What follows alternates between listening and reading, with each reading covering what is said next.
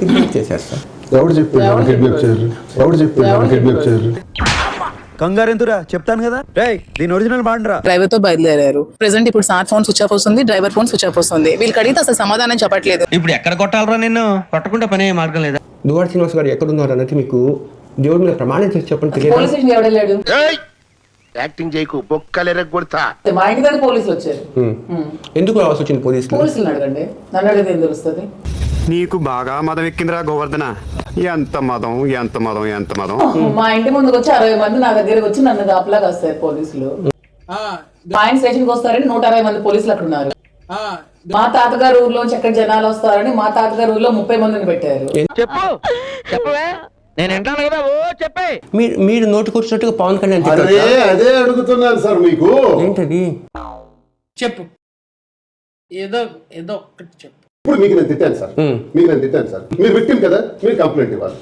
ఆయన ఇవ్వడానికి ఏమి జ్ఞానం మీ జ్ఞానానికి ఏ అవార్డు ఇచ్చినా సరిపోతుంది. సుప్రీంకోర్టు ఆర్డర్స్ ప్రకారం నేను ఎవరికైతే తిడతానో ఆ వ్యక్తి మాత్రమే కంప్లైంట్ ఇవ్వాలి డిఫమేషన్ లో. మీకున్న బ్రెయిన్ కి మీ తెలివితేటలకే మీరు సుప్రీం కోర్టుకే జడ్జి అవ్వాల్సిందన్నా.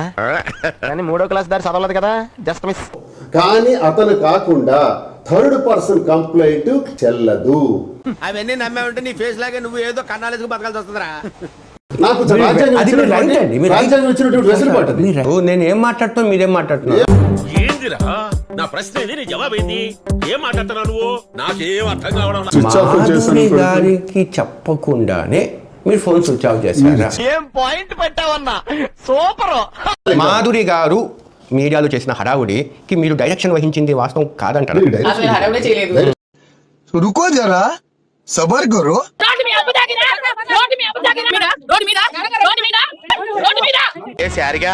వీడికి ఎక్కించాల్సినంత ఎక్కించేసి ఇప్పుడు ఏమి అన్నట్టు ఆన్సర్ కడుతున్నావా? మాధురి ఇంటర్వ్యూ కావాలి ఎందుకు అంటున్నారు? మేము మంచి చేస్తున్నామని జనం నమ్ముతున్నారు. అబ్బా ఎవడ ఇష్టంతో ఎవడ పని, మీ ఇష్టంతో ఎవడకు పని. అమ్మా నేను మీ జోలికి రాలేదు. ఆయనతో నీకు దండం అమ్మా, నువ్వెక్కడ దొరికావే నాకు? జాబ్ అంటే ఇష్టం లేదైనా ఇంటర్వ్యూలో కూర్చోలేదా, కొన్ని తప్పవు అంతే, భరించాలి. నా ఫ్యాన్స్ అంతా తిడుతుంటారు, మీకు పని పాట లేదు, జాఫర్ కి ఇంటర్వ్యూ ఇస్తూ ఉంటారు, మీకు బుద్ధి లేదు. ఫ్యాన్స్ అంట మేడం ఏమనుకుంటారు సార్? వేసేసాడు, బాగా వేసేసాడు. అంటే నేషనల్ లెవెల్ సెలబ్రిటీ అనుకుంటారా ఫ్యాన్స్? నాకు వ్యక్తిగతంగా మాధురి గారి మీద కోపం లేదు. నాకుంది వ్యక్తిగతంగా మీ మీద కోపం. సరే పెట్టుకోండి. ఇక్కడ ఏం జరుగుతుందో నాకు తెలియదు, కానీ ఏదో జరుగుతుందని మాత్రం తెలుసు. ఇప్పుడు ఈమె మీడియాలో చేసిన హడావుడి ఏంటంటే నా భర్తకు ఎవరో ఒకటి ఎలా అది చూస్తా ఉన్నా కదా. ఏంటిది మాకేంటిది అంటున్నాను.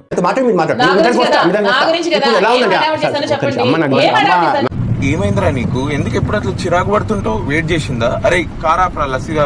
మీ వకులా సిల్క్స్ జగదాంబ బ్రాంచ్ ఓపెనింగ్ కదా, దాని ప్రమోషన్ కోసము మీ కిడ్నాప్ నాటకం నడిచింది అనుకుంటా.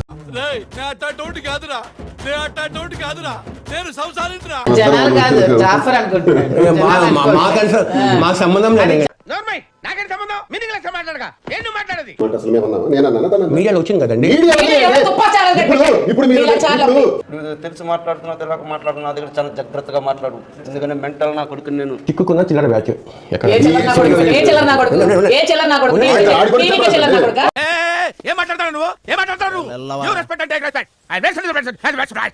దువ్వాడ శ్రీనివాస్ గారిని పక్కన పెట్టేసి మాధురి గారు పాలిటిక్స్ లోకి వచ్చేస్తారేమో, ఏమైపోతుందా టెక్కలి అందానికి ఆ పేస్ కార్డుకు మనం ఇచ్చే వాల్యూ ఎంత అండి? అది ప్రజలకు లేని బాధ మీకు ఎందుకండి? నేను పార్ట్ ఆఫ్ ద పబ్లిక్ కదండి. చూసారా సార్ డబుల్ యాక్షన్. 27-28 వరకు మళ్ళీ కనపడ్డు. మళ్ళీ ఎన్నికల దగ్గర వస్తాడు ప్యాకేజ్ కోసం, డబ్బులు కాడు.